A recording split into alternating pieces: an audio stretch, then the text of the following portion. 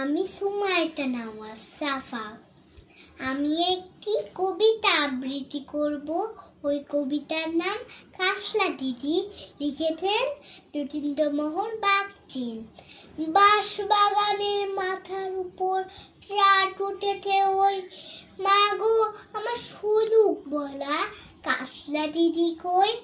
পুকুর ধারে লেবুর তরে ঠোকায় ঠোকায় জোনাক দলে, ফুলের গন্ধে ঘুম আসে না একলা দিদির ওই, মা গো আমার সুলুক বলা কাসলা দিদি কই।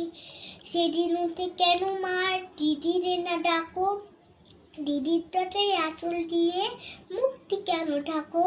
খাবার খেতে আসি তখন দিদি বলে ডাকি তখন, ওই ধরতে কেন মা দিদি আসে না তো, বলো মা দিদি কোথায় গিয়েছে, আসবে আবার কবে। কাল যে আমার নতুন ঘরে পুতুল বিয়ে হবে, মতো ফাঁকি দিয়ে আমি যদি লুকিয়ে দিয়ে, তুমি তখন একলা ধরে কেমন করে রবে। আমিও নাই দিদিও নাই কেমন মজা হবে।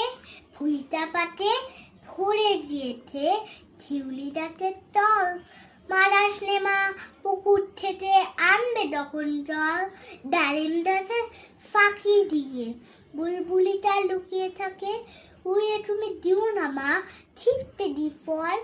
দিদি এসে তুলবে তখন বলবি দি মা বল, বাঁশবাগানের মাথার উপর চাঁদ উঠেছে ওই, এমন সময় মা গো আমার কাসলা দিদি কই।